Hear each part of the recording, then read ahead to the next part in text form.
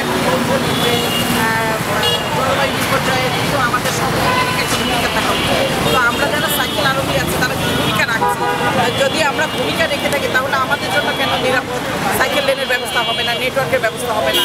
এবং আমরা যারা সাইকেল চালাতে উদ্বুদ্ধ হই এবং সাইকেল চালাচ্ছি তাদের সাইকেল কেনার ক্ষেত্রে দেখা যায় কিন্তু সাইকেলের দামটা অনেক বেশি। এখানে কিন্তু হলো যে সাইকেলের উপরে করার উপর যে বিষয়টা সেটাকে আমরা চাই যে এটাকে হ্রাস করা এবং যন্ত্রাংশ সাইকেলের চালানোর যে যন্ত্রাংশ সাইকেলের জন্য লাগে সেগুলো তো যেন আমাদের হলো সাশ্রয়ী হওয়া উচিত।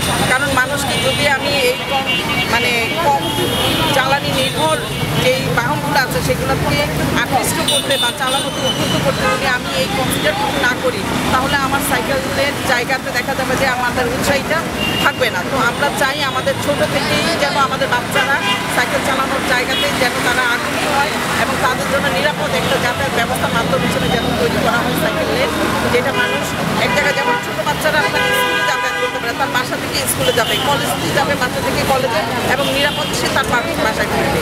এটা কিন্তু তার ফিজিক্যাল অ্যাক্টিভিটিটাও কিন্তু কাভার হচ্ছে এবং সাশ্রয়ী হচ্ছে, তাই এখানে কিন্তু তার অর্থের অপচয় হচ্ছে না, সময়টা কিন্তু সাশ্রয় হচ্ছে। আমরা জ্যামে বসে থাকি, জ্যামে বসে কিন্তু আমাদের অনেক সময় নষ্ট হচ্ছে, 15 ঘন্টা নষ্ট হচ্ছে। এগুলো যদি আমরা হিসাব করি তাহলে কিন্তু আমাদের অনেক বড় একটা ভ্যালু কিন্তু আমাদের সময় থেকে আমাদের যে প্রতিদিনের একটা রুটিন মাফিক জীবনযাপন আছে সেখানে কিন্তু বের হয়ে যাচ্ছে।